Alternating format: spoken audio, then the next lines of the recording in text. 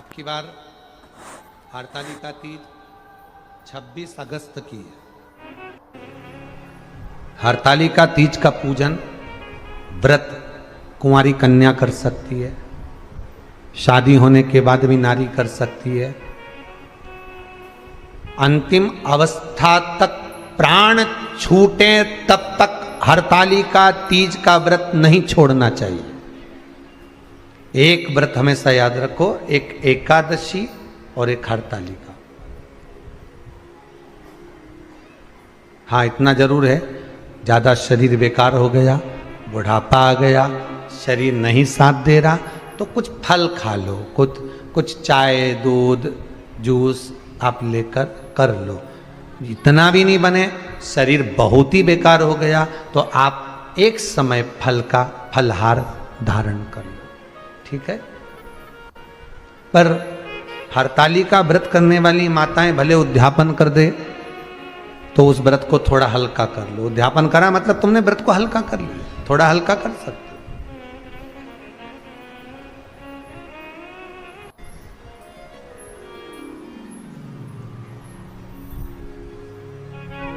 हरतालिका तीज का जो व्रत का उद्यापन करते हैं उसमें 5 चीज रखते हैं ना, 5 कपड़े स्त्री के, 5 कपड़े पुरुष के, 5 तरह का अनाज, 5 तरह का फलहार, 5 तरह का फल।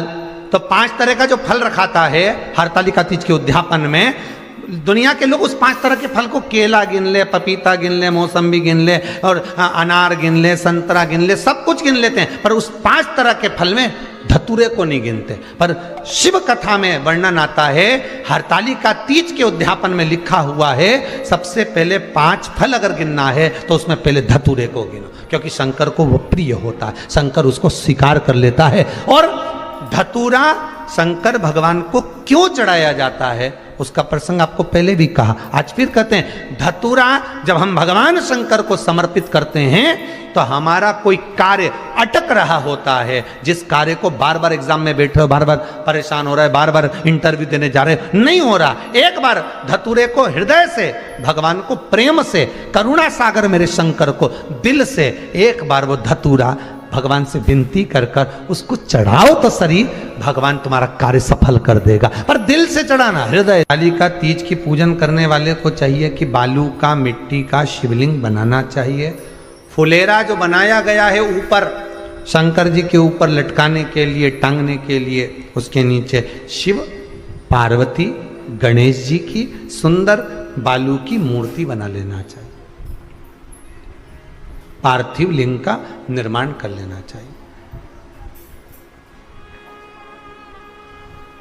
शिव की आराधना करना चाहिए।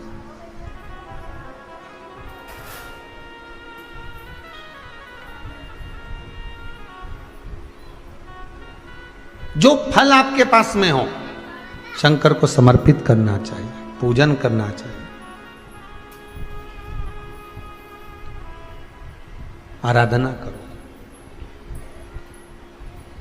सबसे पहली पूजन हरतालिका तीज की प्रदोष काल के अंतर्गत हो जाना चाहिए, शाम के समय पर। प्रयास करा करो प्रदोष काल के समय पर पहली पूजन हो जाए तो ज़्यादा अच्छा। पर लोगों की आदत रहती है कि 8 बजे तक, 8:30 बजे तक, 9 बजे तक पहली पूजन करें, फिर दूसरी आराम से, फिर तीसरी, फिर आराम से, फिर चौथी। तो ऐसा सब अपने अपने हिसाब से।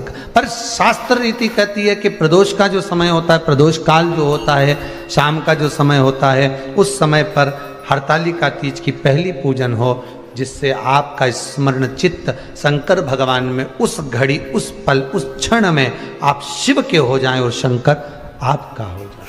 हाँ, अगर किसी के आने में देरी हो,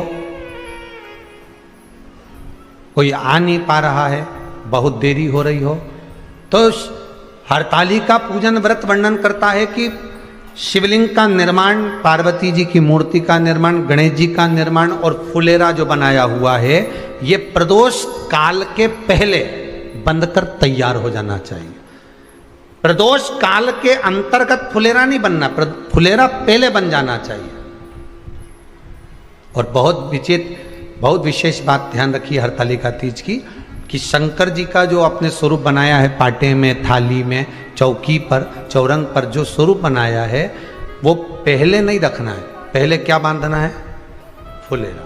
पहले फुलेरा बांधिए, उसके बाद उसके नीचे शंकर जी को रखिए। कई अब जो हरतालिका तीज का पूजन करते हैं तो उनके लिए हो गया, अब दूसरे के लिए भी सुन ले। जो नारी हरतालिका तीज का पूजन नहीं करती, व्रत नहीं करती, साधना नहीं करती, उसके लिए भी कहा गया कि आप अगर ये व्रत नहीं करते हो तो एक कार्य जरूर करना, कहीं पर फुलेरा बंधा हो, हरतालिका की पूजन हो रही हो, 5 मिनट 10 मिनट निकालकर अपने आसपास के किसी पौधे में से पत्तियां लेकर या पुष्प लेकर, 5 वृक्ष की पत्ती या 5 वृक्ष के पुष्प लेकर शंकर भगवान को जब पूजन हो रही हो, 5 मिनट माताएं जब पूजन कर रही हों, तब आप भी उस पुष्प को, उस पत्तियों को शंकर को समर्पित कर सकते हो। ये नहीं चढ़ा सकते तो 5 फल, फल नहीं चढ़ा सकते तो 5 कुछ भी पुष्प आदि का आप शिव को समर्पित कर। पर क्यों चढ़ाया जाता है, किस लिए चढ़ाना चाहिए? तो कहा कन्या स्त्री अगर मान लो हरतालिका का व्रत नहीं करती, पूजन नहीं करती, आराधना नहीं करती, तो वो कन्या, वो नारी, वो स्त्री, वो पुरुष कार्य तो बहुत करेगा, दुकान भी 4 चलाएगा, व्यापार भी बढ़ाएगा, पर संपदा को जोड़ नहीं पाएगा। 1 रुपये कमाएगा, 1.25 रुपये खर्च वाला काम चलेगा। हस्त नक्षत्र में जो तृतीया पड़ती है, हस्त नक्षत्र के अंतर्गत जो तृतीया का महत्व कहा गया है, वो संपदा को बढ़ाती है, मनोकामना को पूर्ण करती है। इस नक्षत्र के अंतर्गत जो तृतीया आती है वो मनोकामना को पूर्ण कर कर चली जाती है। इसलिए शिव की आराधना के लिए प्रथम माने। हस्त नक्षत्र में किया गया दान, हस्त नक्षत्र के अंतर्गत तृतीया के दिन किया गया पुण्य, हस्त नक्षत्र में तृतीया के दिन किया गया श्रृंगार, हस्त नक्षत्र में तृतीया के दिन करा गया अपना सुंदर सिंदूरा, भगवान का आनंद, 5 तरह के वस्त्र, 5 तरह के स्त्री के वस्त्र, पुरुष के वस्त्र, 5 तरह का फल, 5 तरह का अनाज, ब्राह्मण को बुलाकर ब्राह्मणी के साथ आप या तो ब्राह्मण से उद्यापन करवाएं या फिर आप स्वयं भी करते हैं तो शिव को समर्पित करके ब्राह्मण और ब्राह्मणी को भोजन कराकर वो भाग प्रदान करें। यही हरतालिका तीज के उद्यापन का वर्णन आता है। सुंदर भाव से हरतालिका माता आप सभी की मनोकामना पूर्ण करे। हर हर महादेव। थोड़ा ध्यान लगाकर सुनना। हरतालिका तीज शिव महापुराण की कथा ही नहीं है, आप जो तीज करते हो, हरियाली करो चाहे सातुड़ी करो, उस तीज की महत्वता क्या है, इस हिंगोली की शिव महापुराण की कथा में अपने को समझना है कि उसकी मूल तत्वता, उसकी महत्वता है क्या, उसका महत्व क्या है।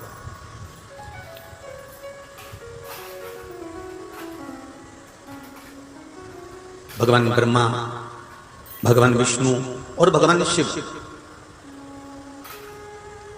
इन तीनों की जो अर्धांगिनियां, ब्रह्माणी, लक्ष्मी और पार्वती,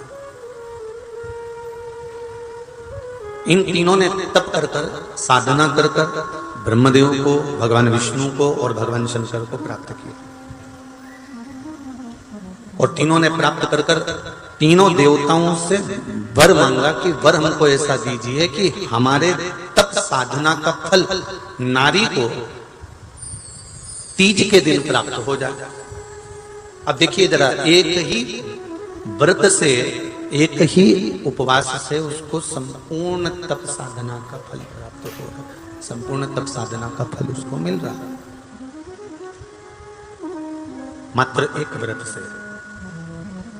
केवल एक व्रत कर रहे हैं और संपूर्ण तप साधना का फल उसको प्राप्त हो रहा है।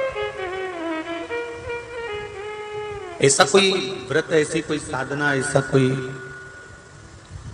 शंभो शरण पड़ी मांगो घड़ी रे घड़ी मुख काटो, दया करी न दर्शन आपो, शंभो शरण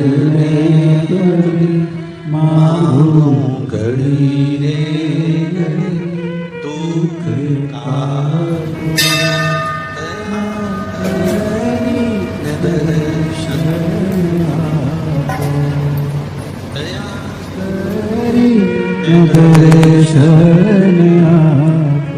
तो ब्रह्माणी ने ब्रह्मदेव से मांगा, लक्ष्मी जी ने भगवान विष्णु से मांगा, पार्वती जी ने भगवान शिव से मांगा कि ऐसा वर दे दीजिए जिस वर से एक ही व्रत करने से संपूर्ण फल की प्राप्ति हो जाए, संपूर्ण फल मिल जाए। ऐसा एक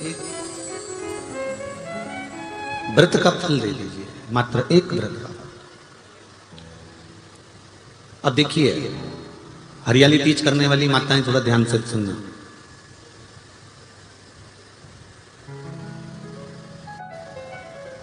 हरियाली तीज जब माताएं करती हैं तो एक हरियाली तीज, एक गणगौर की तीज, ये दो तीज के व्रत ऐसे होते हैं जिसमें जब माताएं करती हैं तो उस समय पर उमा, ब्रह्मणी और लक्ष्मी, इन तीनों की आराधना का फल उसको केवल एक व्रत से प्राप्त हो जाता है। अब देखिए दूसरा सातुड़ी तीज।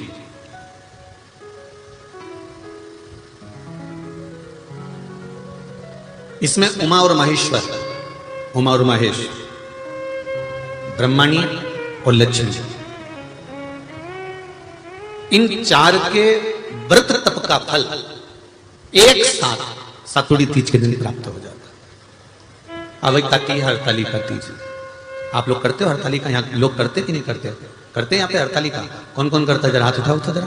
अरे सभी करते हो, रखो रखो, बहुत बढ़िया, बहुत अच्छी बात। एक आती है हरतालिका तीज। इस तीज का व्रत माता पार्वती बेलवृक्ष के आनंद के साथ में फुलेरा बनाकर करती है, और जिसमें इस हरतालिका में माता पार्वती जी के जितने जन्म पहले हुए हैं, माता पार्वती का जन्म तो 52वें नंबर का, 52 नंबर पे माता पार्वती का जन्म है। इससे पहले तो माता के 51 जन्म पहले हो चुके, 51 जन्म माता पार्वती का पहले हो चुके। तो वो जितने जन्म माता पार्वती पूर्व में ले चुकी हैं, ब्रह्माणी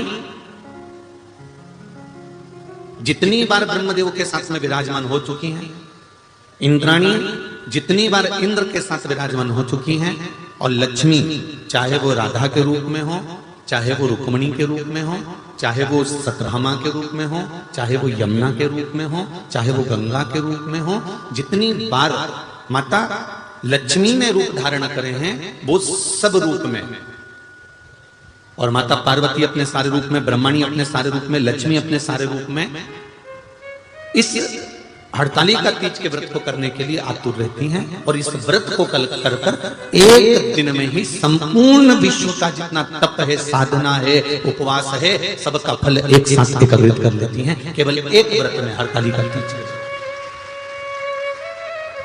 अब एक बात ध्यान से सुनिएगा, सारे व्रत, आपका अगर स्वास्थ्य खराब हो गया तो आप व्रत छोड़ सकते हो। जितने भी व्रत आप लोग कर रहे हैं पूर्व के, सोमवार, मंगलवार, एकादशी, छठ, पंचमी, चतुर्थी, अगर आपका स्वास्थ्य खराब है तो आप उस व्रत को छोड़ सकते हो, सारे व्रत को छोड़ सकते हो। पर तीज का जो व्रत होता है, हरतालिका जो व्रत होता है, ये व्रत एक बार लेने के बाद जब प्राण छूटते हैं तभी ये व्रत समाप्त होता है, अन्यथा बीच में ये व्रत समाप्त नहीं। ये व्रत समाप्त होता ही नहीं। अगर शरीर से नहीं बनता कि अब हमारी अवस्था हो गई, अब शरीर से नहीं बन रहा है, तो भले एक पहर की पूजन कर कर, एक पहर का नियम धारण कर कर, एक पहर का स्मरण कर कर, एक पहर का पूजन व्रत धारण करो, और उसके बाद में भले आप थोड़ा सा जो भी आपको लेना है वो कर लो, पर इस व्रत को करना ही पड़ता है। इस व्रत का नियम ही यही है।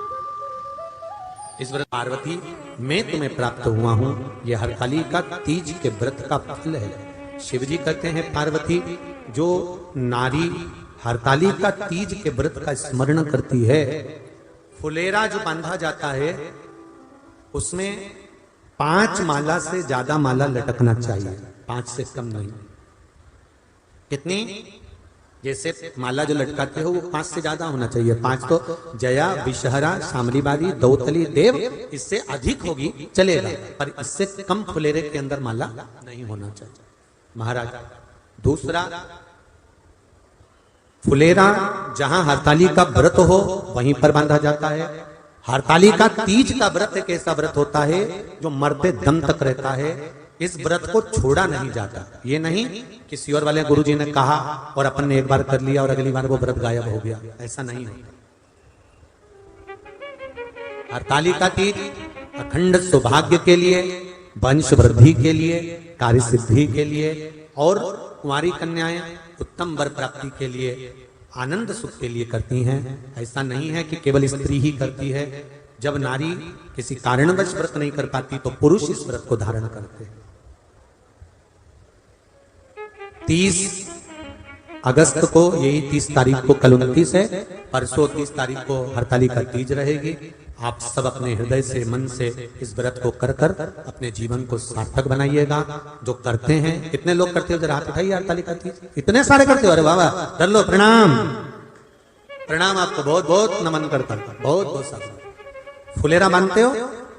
नहीं, अब की बार बांधना। मंदिर में करते हो तो मंदिर में, घर में करते हो तो घर में। फुलेरा वंश की वृद्धि करता है, फुलेरा अखंड सौभाग्य देता है, फुलेरा मन की कामना को पूर्ण करता है। जो बेटियां जिनका विवाह नहीं हो रहा हो या बेटे जिनका विवाह नहीं हो रहा हो, वो 7 स्थान पर कहीं फुलेरा बंधा हो तो फोन लगाकर पूछना कहां बंधा है, वहां का दर्शन करना। एक फूल में हल्दी कुंकू लगाकर शिव जी को चढ़ाकर फिर वहां से जाना। 7 स्थान के फुलेरे का दर्शन अवश्य करिएगा। जो व्रत नहीं करते हैं उनसे निवेदन है, कहीं हरताली का हो रही हो तो वहां बैठकर अगर भजन हो रहे हो तो थोड़ी देर भजन गाने चले जाना। अपने मोहल्ले में, कॉलोनी में, सोसाइटी में कहीं हरताली का तीज का व्रत हो रहा हो तो 2-4 मिनट जाकर दर्शन जरूर करना, जिससे भोलेनाथ आपका अखंड सौभाग्य करे और आपके मन की कामना पूर्ण करे। सभी शिव भक्तों के लिए हर हर महादेव। भगवान आप सभी भक्तों की मनोकामना पूर्ण करे। और इस वीडियो में जो बताया गया है परम पूजनीय गुरुजी ने बताया है, आप भी उस उपाय को करें जिससे आपके भी सभी मनोकामनाएं पूर्ण हो। आप हमारे चैनल पर पहली बार आए हैं तो चैनल को सब्सक्राइब कर लें। रेगुलर आते हैं तो वीडियो को लाइक और कमेंट्स ज़रूर करें। हर हर महादेव।